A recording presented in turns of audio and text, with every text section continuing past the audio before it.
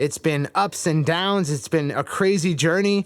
And I'm so glad that I spent the final tail end of it from 2017 to now working in this company, working on this mission, and working with thousands of you musicians around the world. And it's so awesome. I'm going to hopefully be spending all of the 2020s doing this exact thing.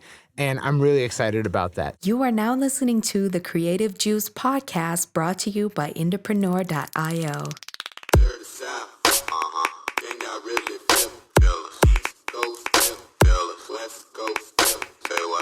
What's up, Indies? Welcome back to the Creative Juice podcast. I am your host, Circa.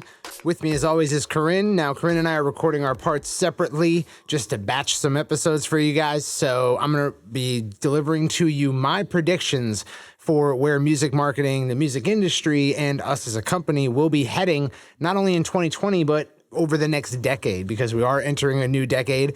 And then after I'm done, Corrin will be delivering her predictions. Now, before we get started, I wanted to say that this podcast is brought to you by us, Indepreneur. And if you want to see more about what we're all about, if you want to experience our step-by-step trainings, which are just like a really expanded version of some of the different tutorials and ideas we go over on this podcast, I highly advise for you to go to Intopreneur.io/episode 115 and check out the link in the show notes for Indie Pro. When you join Indie Pro, you get access to 12 different step-by-step trainings. Each of these trainings is huge in its own right, over probably 40 videos per training. There's downloadable worksheets and templates and lesson descriptions, and you can basically build any marketing campaign for a music career that you might want to. And in addition to that, we also provide weekly live Q&As, monthly live trainings, and a suite of deals on tons of services that independent musicians might need. So I highly advise for you to check that out. With that said, let's move on to my predictions for not only 2020, but the 2020s. And I'm going to start with sort of more music industry and just marketing predictions, different series of things that I think will probably occur in the next decade, if not just the next year.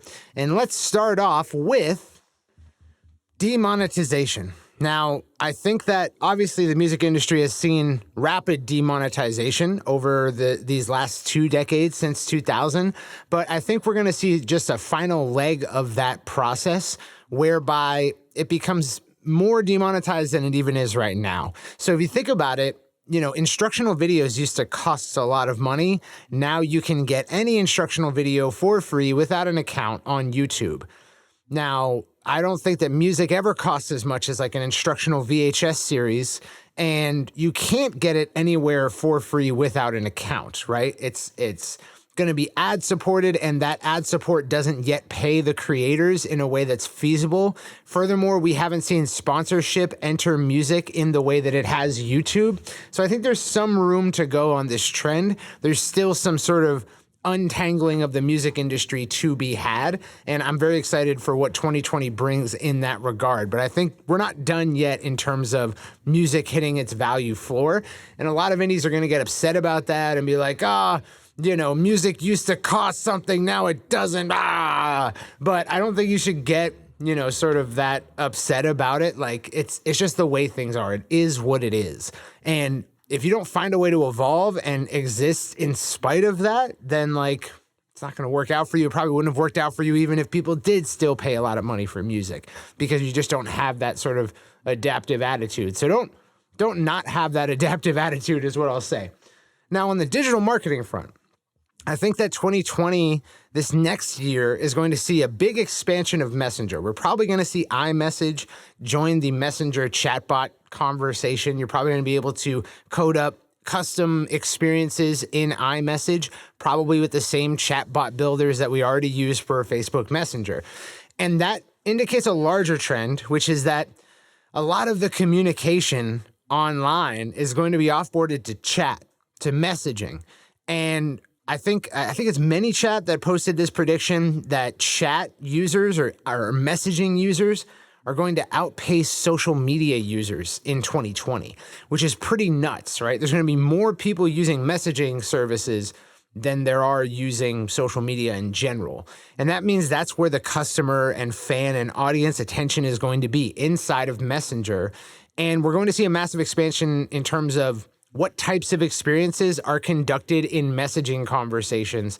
And that's probably going to be led by businesses, right? Businesses knowing that customers are going to be in chat, they're going to figure out more expansive uses of chat. And I'm very excited to see sort of some of the industry leaders in terms of marketing innovation really push the boundaries there, because that's going to give us all sorts of ideas for what we can do as independent creators and entertainers. So I'm very excited for that. Overall, I think the digital marketing landscape looks good over the next decade, right? We're seeing AR take, prominence. A lot of people are talking about it, but we're actually starting to get to the point where the technology can facilitate it. If you remember Google Glass, I think that was back in like 2015 or maybe even earlier, and that was a massive flop, but we're starting to see the wearable tech that sort of indicated hit the market. And I think that brings all sorts of new opportunities to gain an audience, creates new opportunities for content, right? Like we can develop new kinds of content in the next decade. We'll be seeing that. We'll also be seeing new places to reach an audience, right? So if you think about it like, the medium that we're delivering that content might be AR, but what is the YouTube of AR, right? We're probably going to see something like that spring up if it's not YouTube, just in general. But we're going to see a lot of new competition enter the space on the heels of these new content innovations, new ways to experience entertainment. And that's going to shift what an entertainer is probably. But ultimately, I think in terms of digital marketing capability, we're not going to lose the ability to digital market anytime soon. I think that's going to massively expand. So, email's still tried and true right now. It's still kind of home base. Creating your own website is still valid. And having a Shopify store, all still valid. But those things will extend, right? So more of what your website offers will be offered in other places. More of what your Shopify store offers will be offered in other places. We're already seeing the ability to sell products in Instagram, sell products in Messenger, sell products on your Facebook page. We'll be seeing that in TikTok. We'll be seeing that in whatever the AR equivalent is or the VR equivalent. As these technologies gain prominence and as these platforms start to realize the value of transactions happening on their platform, they're going to open that up. And that means a lot more for us as creators, because one thing that entertainers struggle from is just having a place for people to go outside of the medium on which they gained an audience. But to be able to do most of that work on that platform is going to be huge for a lot of entertainers who are sort of scared by the barrier to entry for all of these technological things that we do. So I'm super excited for that. I wish that more entertainers, more creators would be self-reliant and take it upon themselves to learn how to do all this themselves. But there's probably a happy medium there in between what I want and what's probably feasible, which is that there's going to be more platforms that offer meaningful ways for creators to monetize without having to know all that stuff. So that's exciting. In the 2020s, I am going to kind of issue a more major prediction than I normally do, which is that the major label model is probably going to die in the 2020s, but it's not, major labels aren't going to die. Just the model by which they operate right now is going to die. But if you look at it, there's a tight squeeze on the monetization of music, because labels see it as, streaming came about and now we have these big streaming checks and it's like the 1990s all over again. We're good. But those streaming checks are coming from companies that aren't profitable yet. So, which means those streaming checks have to shrink by proportion if they're going to become profitable. Like, if Spotify can't become profitable eventually, it's going to end up like WeWork, right? Like, we're seeing all these unicorn IPO companies kind of crumble and die, because ultimately what we've been saying all along is that, like, if you don't create a customer base, investment is bullshit, right? Like, it doesn't matter if you can get a bunch of VC money if you don't know how to get customers and make a profit off of them. Like, if you can't run a business profitably, you can't have a business. I think that's 101, right? And Spotify doesn't yet know how to do that. A lot of these companies in the 2010s, the goal became create something that a lot of people will want to use, give it to them unprofitably, and then once you have a large user base, tweak the equation a little bit, raise the price, or introduce a paid tier, or, limit their use of things you have to pay for until you are a profitable company. So you could have tons of VC money come in and they'll be like, yeah, just go get a bunch of users. We'll all figure it out once you get all the users. And it turns out that like a lot of companies are dying that way. Like Uber is very close to, like, closer to death than you might imagine. A lot of big companies are like that, where it's just like, get a bunch of users. These companies are close to death in a big way. And I think Spotify runs the risk of being one of those companies. Now, Apple Music's not going anywhere necessarily because Apple can afford to just run it unprofitably. Apple doesn't need to turn a profit off of Apple Music. They turn a profit off of charging you for like $6,000 for a Mac Pro, or, however much they charge for an iPhone, right? That's where they make their money. So Apple Music is just it's an ecosystem thing, right? It's like furniture in their ecosystem for you to stick around longer and feel more comfortable. But they don't need to make money off of it necessarily. If it keeps users in their ecosystem more often, they could lose money on it because they make money on the ecosystem at large. But Spotify doesn't have that luxury. So I think Spotify isn't a settled science yet, and I think that these labels who are relying on streaming to be their saving grace are going to hit a major growth ceiling there. Furthermore, we're going to see a greater sort of fragmentation of audience attention. We still have megastars in 2019, right? And we probably still will in 2020. But we also see a lot more micro-influencers. We also see a lot more micro-stars, right? People who have a sizable audience that they've monetized independently without the help of major labels. And they're kind of cool with that. Like, they're kind of cool touring the US and making their Spotify check and whatever else they're doing to monetize.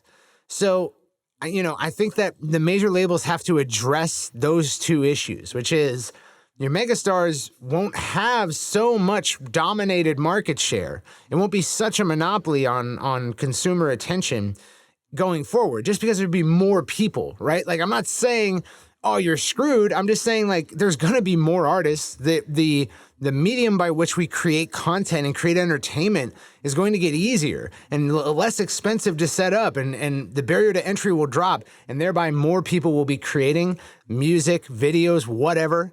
And as a result, unless the population rapidly increases, which it probably is going to actually level off at some point soon, then you just don't have enough room, right? Either you have absolute abject failures at a greater clip, or people start to spread out a little bit more. So anyways, I think that's probably what's going to happen. I think we're going to see that independent entertainers without a massive audience, but a sizable one, will become more and more. I like to think we have a little bit of something to do with that, but obviously we're not taking credit, right? It's like there's so many other factors going on that contribute to that, not the least of which is the democratization of the creation means, right? People are able to record easier than they ever have been in the history of, recorded music. So that's all very exciting. I do think that the major label model that exists today needs to rapidly change, right? So they can't look to streaming for all of the growth that will come. There needs to be other avenues of growth. Streaming is not profitable yet. And if it's not profitable for the companies that are making the platforms, then how can it remain profitable for those labels who are, feeding the music to these platforms? So I see that as a challenge to their business model. And I also see major opportunities in merchandising that they're not capitalizing on. I see major opportunities in digital products that they're not capitalizing on. Until labels start to think of their signed artists as individual brands that have a lot more potential than just the streaming revenue, I think they're going to bump up against this ceiling of, like, streaming companies are not profitable right now. They're not gaining users so rapidly that they can afford to not cut the amount they're paying out to labels. So they're introducing podcasts. They're introducing other methods to kind of not have to pay as much royalties on the money they are making. That means that there's not going to be a whole lot more growth for major labels in terms of revenue from these companies, unless we see some kind of legislation change, but that's a whole barrel of monkeys. I'm just saying that what they think is going to be their next phase isn't going to be, and there's lots of opportunity for them to innovate and to do something different.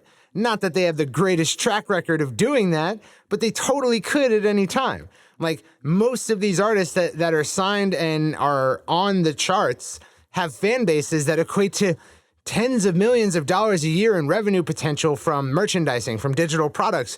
And until labels take that very seriously, I think that they're fighting an uphill battle. So we're going to see that evolve. And that's going to come to a head in the next decade. It has to, because if anything, music's going to get cheaper, right? It's not going to be the music that makes money. So, higher saturation, greater convergence of entertainment mediums, right? We're probably going to see a lot more video and music being inextricably linked, right? Especially if we get to a point where the creation means are identical. Like, you buy a device, it records 4K, 60p, 422 10-bit video, and it also records like audio really, really well. And as platforms like TikTok and more amateur creator platforms spring up, we're going to see that be a serious thing. Like, if the average person gets their entertainment from 30 people instead of 10, that's a major shift in how things work. And the only way that's going to happen is if you see a great democratization of the creation means, and you see the average person getting off the fence and becoming a creator. And if TikTok has taught us anything over the last year, it's that could totally happen. It happened with Vine, and people might have thought, oh, there's a flash in the pan. Independent people being creators just can't work at scale. Well, then we see TikTok, and it's like, yeah, it can. It's still bubbling from, underneath the populace. So I think that we're going to see that increase over the next decade. And that's also a challenge to how major labels kind of do things, because it's going to spread out the attention even more. So, greater demonetization of music. I think as little as music, costs to listen to right now, it's going to cost even less. Messaging and chat will explode even more. Like, this is just the bubbling up period, but we're getting to the point where, especially when iMessage comes on, and especially when WhatsApp and Instagram become part of Facebook Messenger, we're going to see messaging marketing explode. It's going to be the new email, but different, and like, a lot of people think it already is that, but it's not. It's not at all. Email is still definitely king. But if people prefer messaging, people start checking their inbox less because they can rely on, communication with businesses from chat instead. That changes things a lot. Greater digital marketing potential overall, more tech means more marketing opportunities, period. Major label model needs to change, but it doesn't mean that major labels are going to die out or even that they should. It's just that they need to change how they're doing things. And I think what I've learned as a business owner, not that I'm like anyone for, a major record label exec to take advice from, I guess. Like, they don't have to take advice from me. They have their whole career and world of experience to rely on. But like, if I were to give a word of advice as a fellow business owner, focus on the customer and the vendor and make them happy, and everything else will fold in around that. Like, there's so many opportunities. If they were treating artists right, they'd have greater access to artist revenue streams. If less artists were pissed about major record labels and the deals they get, they'd be more willing to share in merchandise, which would incentivize the labels to dig heavy into merchandise and digital products and grow both the revenue of the artist and the major label. And that really has to happen in the 2020s. Otherwise, we're going to see it slip away from them in the way that it did Napster, with greater democratization and demonetization and greater fragmentation. A greater convergence of all entertainment mediums, comedy, video, music, acting, artwork, graphic design, all this is going to become more accessible to the average person. There's going to be more audience members demanding more layers of creativity from artists and entertainers. It won't be good enough that you just have a song. What's the visual like? That trend is only going to get deeper because it's going to become easier for the average person to create those kinds of assets. We're going to see a massive increase in independently monetized creatives and entertainers. We're going to see a massive increase in micro-influencers.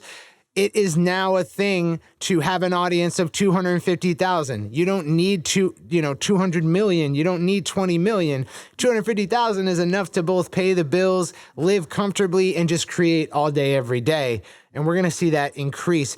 Now, there's been a whole world of people over the last 10, 20 years telling you to like be an artist on the internet and sell your music online and all this shit and become a, six-figure independent musician or whatever the hell.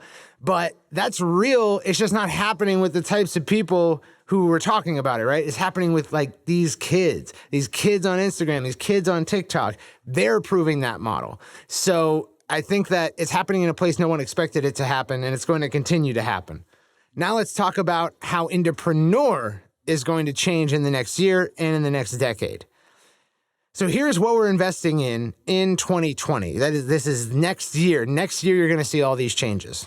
We are going to be expanding our team. So over the last month, I've been reworking our organizational chart, figuring out what are all the things that need to get done in our business to satisfy our audience and our customers. And then we're taking basically all of our resources and hiring around those roles so that everyone gets their needs fulfilled. We're investing tens of thousands of dollars into the redesign and rebuild of our website and membership area. So the place where people get their training, the training that's in it, how it all looks, how it's designed, the content, how it's presented. All of that is going to massively change this year as we get back the UX design from our designer, Casey Schumacher, and we begin to implement it and build the new website.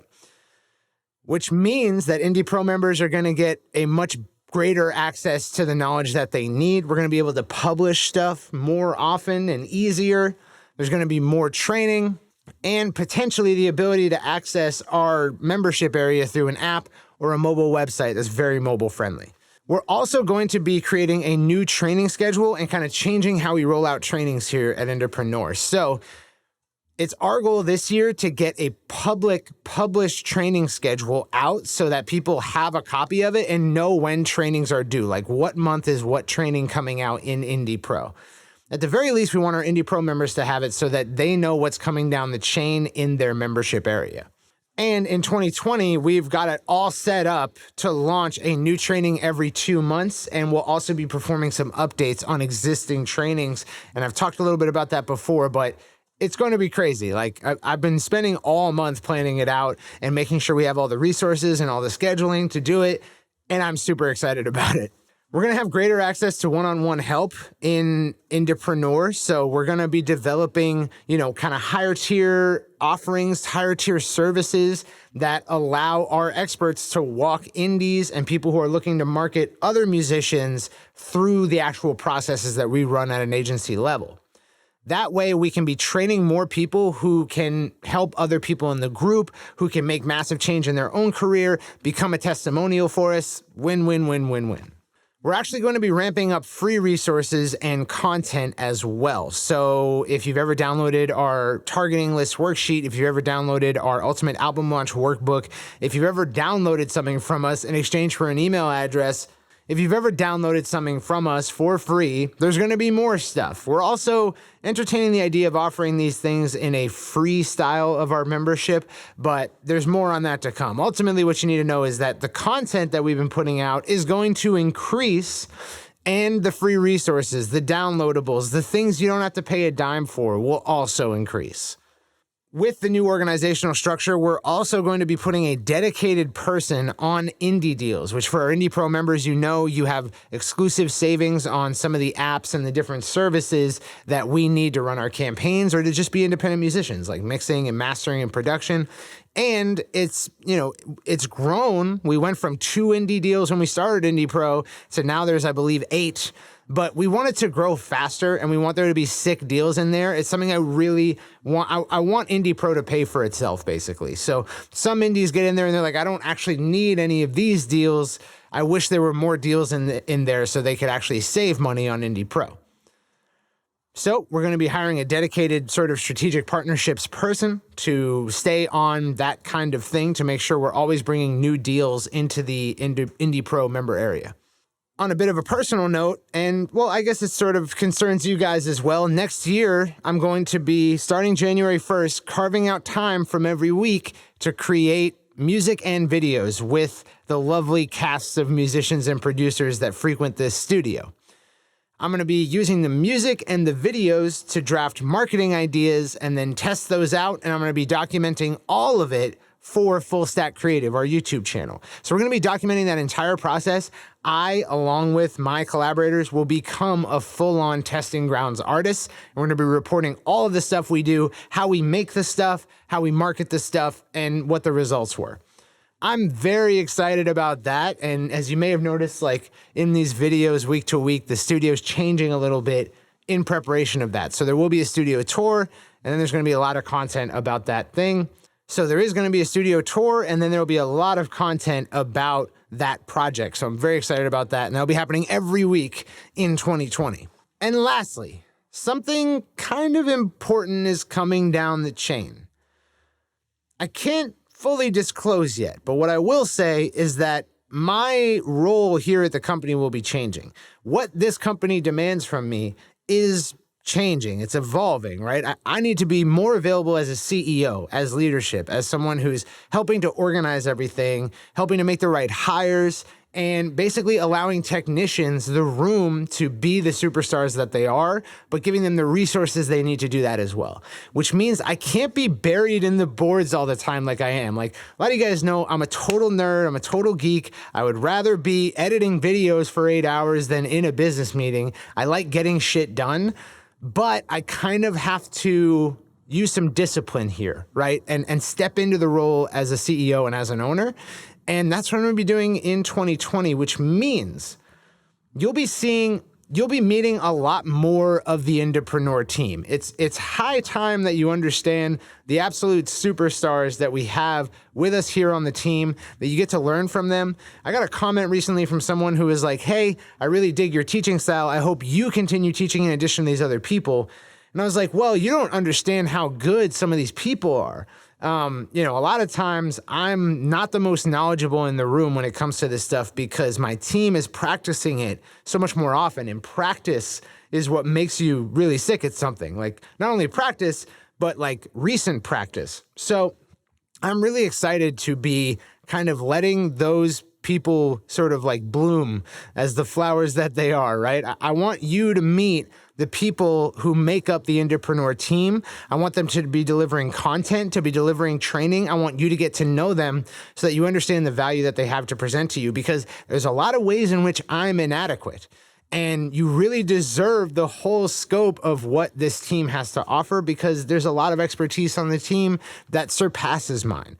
And so in 2020, you're going to be meeting more of the team. I'll basically say that.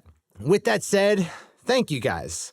It has been the most crazy decade probably of my entire life. Like, unless my 30s are absolutely nuts, my 20s were insane, and the 2010s were also crazy. It's been ups and downs. It's been a crazy journey, and I'm so glad that I spent the final tail end of it from 2017 to now working in this company, working on this mission, and working with thousands of you musicians around the world, and it's so awesome. I'm going to hopefully be spending all of the 2020s doing this exact thing, and I'm really excited about that. So I will see the rest of you guys in the new decade, and I hope you enjoy Corinne's list of 2020 predictions. So for 2020, first off, like, new year, new me, and like goals and like New Year's resolutions, I try to wake up every day and look at it like a new day, because otherwise I get really limited, right? I feel like I can't set goals starting that day, and I have to wait like, oh, Monday, guys, I'm cutting all my carbs. It's like, just do it today, So I'm not really, I like to have vision for the future, right? But Circa is way better at, I think, looking 12 months in the future and thinking like, oh, well, this is what the world is going to look like. And I'm more about what are the things that I can do to make the world better in the next year. So I'm going to focus more on that stuff. I know Cirque did a little bit of both. So number one, the first thing that I'm super excited about in 2020 for Indepreneur, as far as things that are falling on my plate, is indie events. And I'm not sure that we're going to call it that, because everything's indie, but it's not a bad name, but we'll see. It's still, we're going to vote on it. But basically the effort is to make some live community events. Obviously, the first one would be here in Nashville, where the Nashville office is located. And we're looking at a big old thing, guys. So like having people come in and chat with me, and we'll bring Cirque in, and we'll bring Jack in, and, having Jesse there, and, seeing how many people from Indepreneur, the company, we can get from all over the US, where we're all spread out. So I'm stoked on that. Everything from like, VIP tickets where there's like one-on-one consults and sit downs, and, doing fun contests and prizes, and having a little bit of a teaching moment, and having a networking moment. and hopefully telecasting it across the world. And I'd like to see indies, having little watch parties and stuff. So we're hoping to really build the community this year. I think that, it's one thing that has kind of fallen by the wayside is the social aspect of this community. I know if you're an Indie Pro member, then you're probably in the Indie Pro group and you get to interact with some people there. But just to hit on the topic I always hit on, Indie Founder has really inspired me to take a look at, where we are helping indies bridge with each other and build something together. And I think that that's super important. I mean, Indepreneur exists because, Cirque started and I came along, and it's kind of become a meld of different things that we wanted to do. And then when we brought in Jack, it developed into more. And the more people that we bring into the company, the more the company prospers. And so in the same way, I think that indie events is kind of a way to help us develop connections between indies so that they really feel like they have like-minded people in their community. I think there's so many things out there about how to promote your music and what kind of things you should be searching. And I know that, when I've toured with other bands in the past, or was even talking to my friends in bands, I would talk to them about this digital marketing stuff, and they would act like I was a crazy person and look at me like I was speaking an entirely different language. And that kind of sucks, So as much as I would try to evangelize to these people and be like, see the light with me, I think that there's something really valuable about also talking to people that are on your wavelength. And that's something that I've seen happen in Founder. And I started thinking, how can we integrate that into real world stuff and including people from all over the world, but in a real time way. And so Indie Events is going to be happening. So we'll probably do a pilot here in Nashville. And then my goal is to add a couple of other big cities if this works. Like if we get the kinks worked out in Nashville, it's like, all right, well, let's do it in Chicago. Let's do it in LA. Let's do it in New York. And all you other markets that I love so much. So that's really the goal. I think even, this was also inspired when I went to London last year and we did just a little hangout. It was nothing formal, but even seeing those people connect with each other, as well as with me, because I'm selfish and I loved meeting all of them. But I've seen them working together even before that and since then. So Indie Events is going to be a way for us to kind of bring that to everyone in the community. So, I know teleconferencing is a crazy thing and it's a really big thing, guys. So we're definitely not going to half-ass it. We're going to go all out. And so hopefully I'll have more to share with you about that. But that's something that I'm super stoked on for 2020. Another thing that I'm super stoked for in 2020 is kind of the new schedule that Circa has really started to take the reins of the scheduling and the tasking and figuring out how everyone is going to function and complement each other and work together, but at the same time, keeping everyone really independent and working on, all of these projects moving forward. I think, there's a lot of companies that have teams who work together. And sometimes when you get into this mind think, it can slow everything down, right? It becomes all coagulated and things don't get executed. And considering what Indepreneur stands for and the topics we cover, we got to move fast, So Circa has really started to outline some of the ways that the team is going to change and function, or should we say enhance, right? But he's going to enhance the team so that we can figure out how to pump out more trainings. So I myself am working on a couple of outlines, and it's really easy for me to get in this place where I'm like, oh my gosh, indies need this. They need YouTube ads. They need Snapchat ads. They need to know how to get onto TikTok, especially with advertising there. Twitter advertising, which is shockingly a lot better than even YouTube advertising in some ways. So, Google ads, Merchant Center, there's all of these things that I'm like, oh, I could totally make a training on this. But I think, the goal is to get people more spread out into these different trainings.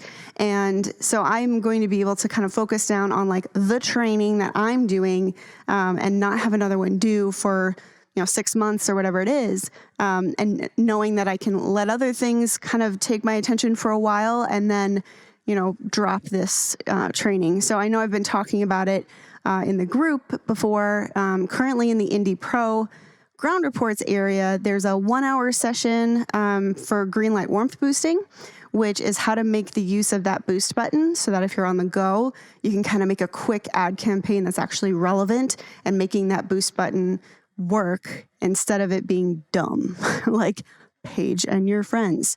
Never boost to people who like your page and their friends. It's not going to work. So anyway, greenlight warmth boosting, there's actually been a whole lot of things that have developed out of that. I've done a bunch of testing on mine, which I will share in that training, but I'm going to make a full training out of greenlight warmth boosting. And hopefully what this will do is not only, offer you a way to make campaigns more simply until you have a chance to get back to a computer, because I know indies talk about working, like trying to launch ads in like their app, and like that's not going to happen. It's a really tough thing to do, and get them to run and make sure that all of your elements are correct and whatever. So this will hopefully give indies on the go, especially if you're on tour and like you're not sitting down in front of a computer and you got to get stuff out, So this is going to help with that. And I hope that what it will also do is kind of help people who are new to Indepreneur have, not an easy button. We don't really believe in easy buttons here at Indepreneur, but the boost button used effectively is probably the closest thing to an easy button that a lot of people will actually be interested in, who aren't kind of, ready to dive into something as robust as our fan finder method. So I'm excited about that, but I am looking at all kinds of topics for future trainings. I know we're going to be bringing other people in on trainings. Jack's going to do a training, maybe Jesse will do a training. And so in this way, you can get different perspectives and also just know what's going on at the agency and what's being implemented and all of that. So I'm super stoked for all of our training development coming in 2020. All right. So next point. Have I talked about Indie Founder ever? Have I ever mentioned how much I love Indie Founder? I know I talk about Indie Founder a lot. I cannot help it. It is so awesome. So as I said in my 2019 wrap up, obviously we've got a class kicking off in January. We have a session that was added because the demand was so high in February, and then the next one will be in April. I think right now we have 2 slots left for February, which is nuts, and I'm super stoked on it. But I realize that not everybody is going to have, $600, which is the cost of Indie Founder, and they may not have the time, an 8-week session to hunker down and really get into it. That's just not realistic for a lot of people. So what I've started to look at is different ways that we can splinter off pieces of Founder so that, if there's a 2-week boot camp of something, a 4-week boot camp of setting up a certain, platform website, a 2 to 4 week training on email automations, getting all of that stuff set up. And yeah, I know that there's training for it, but same with Founder, there's a lot of training, and how do you get through it? And what are the best ways to kind of outline it and get it done? And how do you stay motivated? And the accountability of Indie Founder is going to do it. So I'm also going to be going into some of the store stuff. I think it's just really exciting how much we can expand into these shorter snippets that are more concentrated on something specific.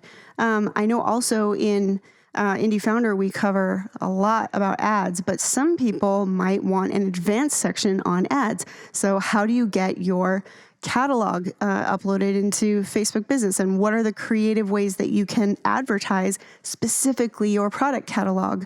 What are the ways that you can run these ads on Google Merchant Center or in Google Ads, display ads? So there's going to be lots of little chunks, and this is kind of cool because, we can really pivot pretty fast with this, right? Get feedback from people and develop the training to be something even better, figure out what timeline is better. And so for all of these Founder splinters, just like we did with the original Indie Founder, or with the 12-week Indie Founder last year, we realized the time was too long, and there's a couple other things that we learned. So therefore, the price of that one was half of what it is now, because, we were kind of like, all right, this is the beta group, right? So there will be beta sessions of all of these different splinters. And I'm excited about that because I feel like it'll give people an opportunity to really chunk off a project in a short period of time, get one-on-one feedback from the coaches, myself and Jesse, and, make sure that they're really just knocking it out and shipping that and able to move on with their business from there. So I'm obviously always excited about Indie Founder, but I'm especially excited to start breaking it down, making it more affordable, making it more efficient, and allowing people to focus on those specific projects. Even just setting up a fan finder campaign, setting up a certain kind of funnel, those are all things that are covered in Indie Founder, but now they're going to be individualized. So I'm stoked on that. And of course, we will announce anytime that we're going to put out a new beta class so that you can be the first one to get in. All right, so I don't know if this is something we're talking about yet, so I'm going to drop a hint because I don't think Cirque has mentioned it yet. But in 2020, there's going to be some cool things happening on the podcast, some changes. And I think that's all I'm going to say, but I'm excited for it. So if you aren't subscribed to the podcast already, obviously you need to subscribe because cool things are coming. And if you are subscribed to the podcast, then cool things are coming. So I know Cirque touched on Messenger a lot. And I think that it's really interesting how the perspective has really shifted on Facebook because people are like, oh man, now I got to pay, or I can't broadcast the same way, or I can't do sequences the same way. And I know that that's frustrating because it was basically like being able to text everybody, but in Facebook Messenger, and it was really cool. And as always, people abused that process, and therefore Facebook had to change its policies.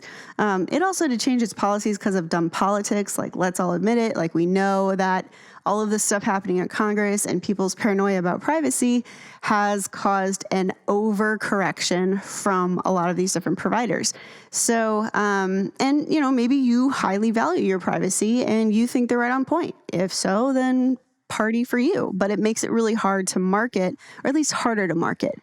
So, but that said, I think that I've basically been spending the last few weeks, and I'm going to spend the next few weeks still updating IndieBot. Cirque built IndieBot in a flurry of learning about messenger marketing, early days of messenger marketing, early days of ManyChat. Basically, as soon as Digital Marketer was talking about Messenger and ManyChat, we were like, we gonna do it. And so Cirque built out all kinds of stuff into IndieBot. And now it all needs to be updated because this is a very different company with very different, with a lot of different information, right? And very different needs from our customers. And we've been able to build just a huge index of frequently asked questions when people are going through training. And, our email support team is not really, they're not experts, right? Like, you're not getting Cirque or me or Jack or Jesse, like people who are running this every day. Ed's not checking into support, right? So, our support team isn't really developed to answer these different questions, especially very technical questions, right? And if you're Indie Pro, then you can go in the group and you can chat with other Pro members, and you have access to weekly live Q&As where you can get a ton of answers there. But if you want an answer right now, and it's something that is probably a super simple answer, like, come on, somebody could just give me this answer real quick, and I'm not a Pro member, so how do I get an answer? IndieBot is now going to have just a dictionary of different things that are the questions that we've had for the last 2.5 years, even almost 3 years, of people saying like, yo, this is my question. And it's been repeated over and over and over and over and over. So now IndieBot's going to be able to take care of you. IndieBot for us is also going to be helping manage support, right? Commonly asked questions, questions about billing, just to make things more and more efficient. When the new website launches next year, which I'm sure Cirque covered in his section, but we shall see. When the new site launches next year, Messenger is going to be integrated into tons of our website. So, I'm really excited to see what the new channels of Messenger are. We've even set up an SMS flow for people who want to get a text whenever we upload a new video to Fullstack Creative, or to get text updates from other different events on their account, things like that. So there's a lot of new ways that we can use Messenger. I know that some of that is not totally relevant, or you might think that that's not relevant to you as a musician, but I'm telling you it's not true. We're going to be coming up with more and more ways. And if you haven't checked out the new updated Messenger marketing training, you'll see that there's a ton of stuff in there, and we're going to be innovating as quickly as we can to continue to develop that stuff. So there's a lot of things to still test out, but IndieBot is going to be a badass. So I'm super excited to share that with you guys once that launches. If you go and message our page right now, you'll see there's some stuff in there. A lot of it is still behind a construction panel. More and more of that will be launching and rolling out over the next couple of weeks. So I guess you're just going to have to keep messaging the bot. But there you go. So Messenger is still quite the viable product in 2020. And my last thing, I know Cirque was talking about testing grounds experiments in the coming year, and he's not alone. I'm going to be doing some stuff too, and I'm going to be documenting it. I'm really excited to actually show you guys what it is. It's basically this huge long tail release plan with pre-orders and really great merch. I'm planning on doing some cut and sew merch, so I'm going to document kind of how that rolls. I'm planning on using some holographic stuff in my product this year, all kinds of stuff. So we're going to be doing testing ground stuff all over the place. Cirque's more the video guy. I'm definitely still trying to catch up. I'm so far behind, but this is a great opportunity for me to kind of document, like, okay, these are the things that really go into a big old launch, because I'm launching a greatest hits, which I've talked about many times. And the more that I look into how I want to market this animal and, really stir up old fans from over 10 years ago and stir up new fans and create videos for all these different releases and the timing of things, and just making it a really robust project for the fans to engage with, exclusive content and memberships and, all these different bundles and the process of getting these different merch items and how do you intertwine that in a strategic way, not just in a, oh, hey, I have merch thing. So I'm going to be one of the testing grounds artists this year, and I'm super stoked on it because I feel like I've really been focusing a lot more on Indepreneur lately. Even, I've got a couple tours here and there. I put out an EP last year. But really, I'm chomping down, guys. So I'm going to be right in the thick of it with you. And so I'm super excited to see how that all pans out. And I want to see what everyone else is going to be doing in 2020. So if you're in the Indie Pro group, please, take advantage of Kenny posting the yams and the set your goals posts, because that's going to give us an opportunity to see what you have planned. And if you're not in the Indie Pro group, message us on Facebook and let us know what you're doing, or you can, if you're on YouTube, you can comment below and talk about it there. There's a whole bunch of ways that you can reach out to us, but I want to see what indies are getting done this year, what you're innovating, and how you're going to make 2020 the best year yet for your music career. So Happy New Year, everybody, and I'll see you later on this year. See you next week, Indies. East Coast, West Coast, say what?